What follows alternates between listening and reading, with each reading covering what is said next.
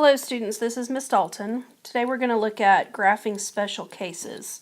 In example 1, it says plot the points, then draw the line that goes through them. So we're going to plot these points on this graph. So it's 7, 3. It's right here. And negative 4, 3. Is this point here. 1, 3. And then negative 6, 3 is right here. And then it says to draw the line that goes through them, which ends up being a horizontal line. So it says, what do you notice about the points? Well, if we remember, M is our slope.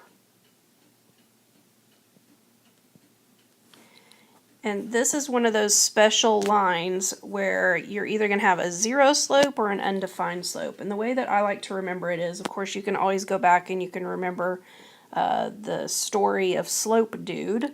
Or if you just think about the line, and with a horizontal line you can make the letter Z. And so this one has a zero slope. Now B stands for the y-intercept. So we want to look at where it crosses the y-axis. Where does it intersect with the y-axis? Which is right here. And that is at 3. So this is the ordered pair 0, 3. Now we're going to use both of these in our equation. If we were to write the equation for this line, it would be, we're going to use the standard form, or not the standard form, slope-intercept form, y equals mx plus b. So you take these values and plug it in. So y equals 0x plus 3.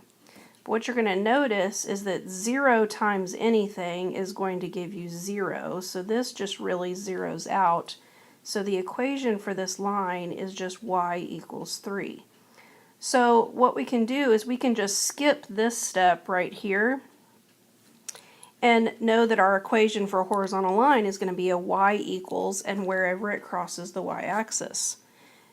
If you notice about these points, all of these points have a y value of 3.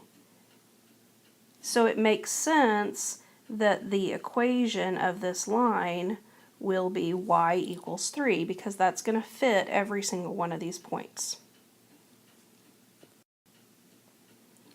But now let's look at example 2. This one we want to plot these points and then we're going to draw the line that goes through them.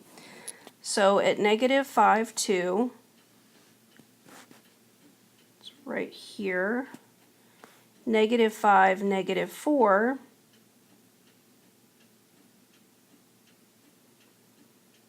would be this point, negative 5, 6, and negative 5, negative 8.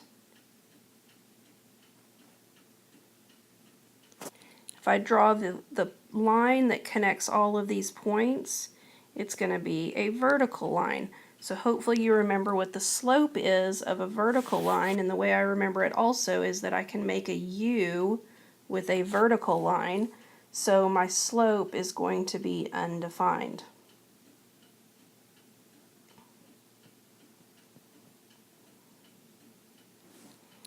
Now, what is the y-intercept? Well, it does not cross the y-axis. Here's my y-axis right here, and it does not cross that. So it has no or none y-intercepts. What do you notice about these points? Well, just like in the previous example, we have some values that are the same, and in these particular points, it's the x values that are the same. So when the x values are the same, or when you have a vertical line, then the equation is going to be x equals whatever that value is, which in this example is negative 5.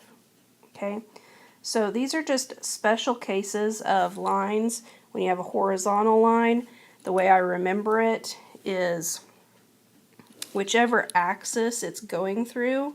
So you can see here, this one is going through the y-axis, so my equation is going to be y equals a number. Okay, and this one down here, in example 2, it goes through the x-axis, so my equation is going to be x equals. Okay, in example 3, we have the equation y plus 7 equals 0. So the directions say to draw the graph of each equation. Well, what we really need to do is we need to get this y by itself. So we need to subtract the 7 over to the other side of the equation. And so we're going to have y equals negative 7. So if you go back and you look at those previous examples, we're going to draw the line where all of the y values of the points are negative 7. So we're going to go down to negative 7 on the y-axis, which would be about right here.